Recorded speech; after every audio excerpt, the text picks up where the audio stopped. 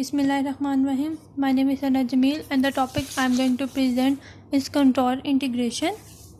In complex analysis, contour integration is a method of evaluating certain integers along path in the complex plane. जिससे कि अगर हमारे पास कोई circular path है और उसके अंदर हम लोग कॉम्प्लेक्स इंटीग्रेशन लेते हैं तो हमारी कंटोर इंटीग्रेशन होगी.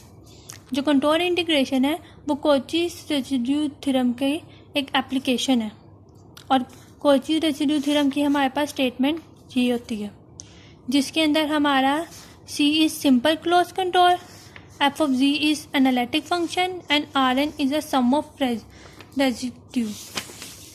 जो हमारे पास सिंपल क्लोज एक कंटोर है इसकी ये हमारा f of z के फंक्शन पे एनालिटिक होगा, लेकिन इसके अंदर कुछ पॉइंट्स ऐसे होंगे जिसके ऊपर ये एनालिटिक नहीं भी होगा और इन्हीं पॉइंट्स के कोरिस्पॉन्ड जो हम लोग रूट्स लेंगे वो हमारी रेसिड्यू होगी. इसकी एग्जांपल देख लेते हैं. हमारे पास स्टेटमेंट है इवैल्यूएट यूजिंग कंटोर इंटीग्रेशन और ये हमारे पास स्टेटमेंट दी हुई है क्वेश्चन की और ये उसकी कंडीशन है. जब भी हम लोग कंटोर इंटीग्रेशन करेंगे तो कुछ पॉइंट्स होंगे जो हमें देखने पड़ेंगे हर क्वेश्चन के लिए. g इज इक्वल टू ई की पावर आई थीटा, तो इसे हम लोग एक्सपेंड करेंगे तो हमारे पास ये आ जाएगा. इसी जब हम लोग g कॉन्जुगेट या 1/g लेंगे तो उसे हमारी e की पावर माइनस आयोटा थीटा हो जाएगा और एक्सपेंड होकर g हो जाएगा. जब हम लोग ऐड करेंगे g प्लस 1/g को तो उससे हमारे पास कोस की वैल्यू आ जाएगी ऐसे. और इसी तरह जब हम लोग g को माइनस करेंगे 1/g से तो हमारे पास साइन थीटा की वैल्यू आ जाएगी. अगर हम लोग लेट करें e की पावर आई थीटा जो हम लोगों ने लिया है और इसके दोनों बोथ साइड्स पे हम लोग डेरिवेटिव लें तो हमारे पास ये इक्वेशन आ जाएगी. और इधर से हम लोग अगर डी थीटा को अलग कर लें तो हमारे पास ये इक्वेशन आ जाएगी. इसको डिवीजन में लेके हम लोगों ने पहले कहा था कि g इज इक्वल टू ई की पावर आयोटा थीटा है तो हम लोग इसकी जगह पे g को लिख सकते हैं तो हमारी डी थीटा की वैल्यू ये हो जाएगी. अब हमारे पास वैल्यूज़ आ गई हैं तो हम लोग कोस थीटा की वैल्यू को रिप्लेस कर सकते हैं और डी थीटा की वैल्यू भी डाल सकते हैं. और यहाँ पे हम लोग इंटीग्रेशन में इसकी जगह 0 to 2 पाई की जगह c लिख देंगे. c हमारे पास क्या है सिंपल क्लोज कंटोर और वह इक्वल किसके था 1 सर्कल के, यानी कि c is g modulus n is equal to 1 circle. इसके बाद हम लोगों ने आयोटा को कॉमन ले लिया और अंदर हम लोगों ने g की एलसीएम ले लिया तो हमारे पास ये इक्वेशन आ जाएगी. इसके बाद नेक्स्ट स्टेप में हमने 2g को a के साथ एलसीएम ले लिया, हमारी इक्वेशन ऐसे बन गई. g से कट गया और 2 हमारा ऊपर चला जाएगा. इसके बाद हम लोग यहाँ से जो भी हम g का कोफिशिएंट होगा g स्क्वायर का हम लोग उसको कॉमन ले लेंगे. हम लोग वो कॉमन लेंगे साथ हम लोग 2 भी बाहर लेंगे क्योंकि वो ऊपर एक कांस्टेंट है तो हम बाहर लेके आ सकते हैं. हमारी इक्वेशन ऐसे हो जाएगी. इसके बाद हम लोग ये नीचे वाली इक्वेशन को रीअरेंज करेंगे तो ये हमारी एक क्वाड्रेटिक इक्वेशन की फॉर्म में आ जाएगा. जी स्क्वायर आ गया यहाँ जी और यहाँ पे कांस्टेंट, तो यहाँ पे हम लोग इसके बाद फैक्टराइजेशन कर लेंगे और क्वाड्रेटिक फार्मूला यूज़ कर लेंगे. जब क्वाड्रेटिक फार्मूला हमें पता है क्या होता है, इसके अंदर हम लोग वैल्यूज पुट करेंगे ए बी और सी की तो हमारे पास इस तरह से आ जाएगा वैल्यूज पुट करने से. इसके बाद जब हम लोग इसको सॉल्व करेंगे तो हमारे पास क्वेश्चन ऐसे आ जाएगा. जो हमारे पास जी है उसकी वैल्यू ये आ गई. ये सिंपली सॉल्व हुआ है. इसके बाद हम लोग इसको एक बार प्लस के साथ और एक बार माइनस के साथ लिखते हैं. हम लोग इसी तरह इसको एक बार प्लस के साथ और एक बार माइनस के साथ लिख लेंगे और उसको नाम अल्फ़ा और बीटा का दे लेंगे. यहाँ पे हमें ये भी देखना होता है कि हमारी कौन सी वैल्यू इनसाइड द कंट्रोल लाई कर रही होगी और कौन सी आउटसाइड. ये बात हमें कैसे पता चलेगी, ये बात हमें पता चलेगी जो हमारे पास कंडीशन गिवन होगी इससे. हमारे पास यही कंडीशन है ना, तो इसका मतलब ये होता है कि a ओवर b ग्रेटर होगा 0 के. अब यहाँ पे हमारे पास प्लस प्लस है यानी कि इसकी वैल्यू हमारे पास 0 से कम आ रही है. दोनों लेस देन 0 की वैल्यू अगर आपस में ऐड होंगी, सॉरी ग्रेटर देन 0 होंगी, और आपस में जब प्लस और माइनस होंगी तो यानी कि आंसर हमारे पास एक छोटी वैल्यू आएगी। लेकिन बीटा में दोनों माइनस माइनस होने से ये प्लस हो जाएंगी। जब दो वैल्यूज आपस में सम हो रही होंगी तो ये हमारी रेंज के बाहर चला जाएगा।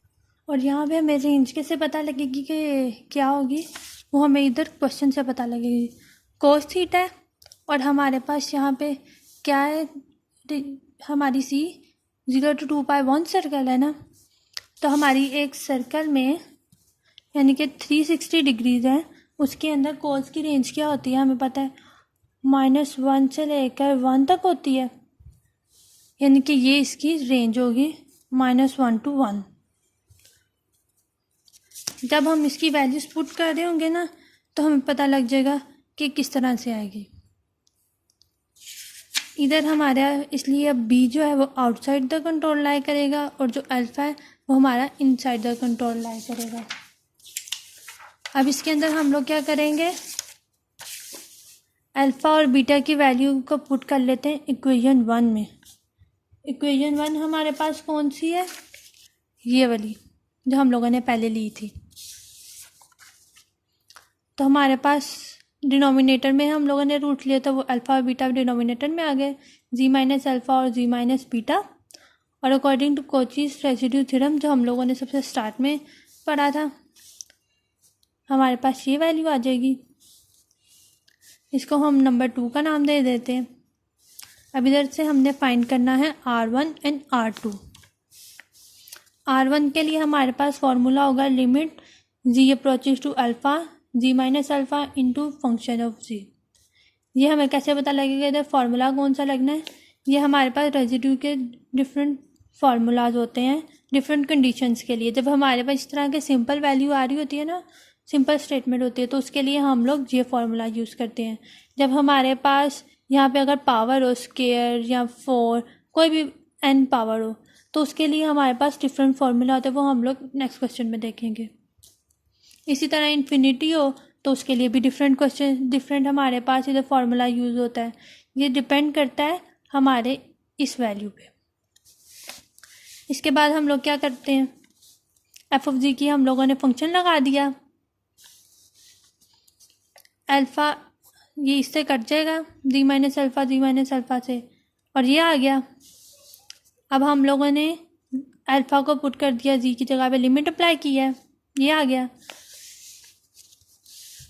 अल्फ़ा माइनस बीटा हम लोगों ने स्टेटमेंट लिखेंगे, इसे सॉल्व करेंगे तो हमारे पास ये आ जाएगा।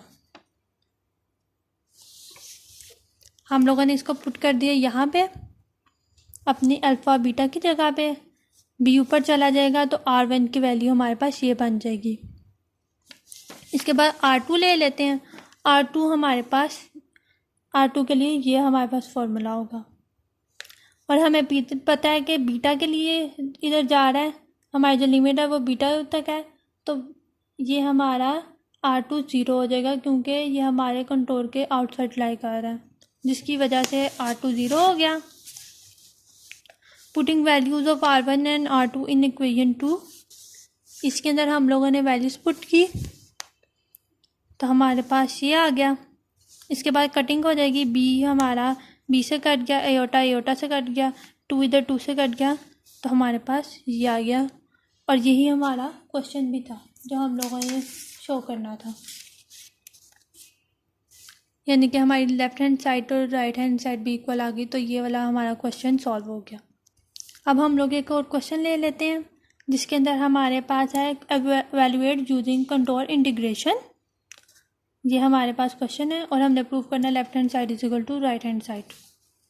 इधर उसने लिमिट नहीं दी हुई क्योंकि यहाँ पे उसने हमें ए और बी की वैल्यू दे दी हुई है, और साइन थीटा है तो यानी कि रेंज यहाँ पे भी हमारी -1 to 1 होगी, क्योंकि यहाँ पे भी हम लोग 0 to 2π के दरमियान जा रहे हैं, यानी कि 1 सर्कल में। बिल्कुल सेम वही चीज़ जो हम लोगों ने पहले क्वेश्चन में स्टार्टिंग में की थी, जो मैंने कहा था कि हम लोग हर क्वेश्चन के लिए करेंगे। वहाँ पे कोस था तो हमने कोस के लिए सॉल्व किया था, यहाँ पे साइन है तो हम यहाँ साइन के लिए सॉल्व कर लेंगे, सब्ट्रैक्ट कर लेंगे। इसी तरह हम लोगों ने डी थीटा की वैल्यू भी निकाल ली। जब हमने वैल्यूज़ निकालनी है तब हम लोग इधर पुट कर देंगे, साइन थीटा को रिप्लेस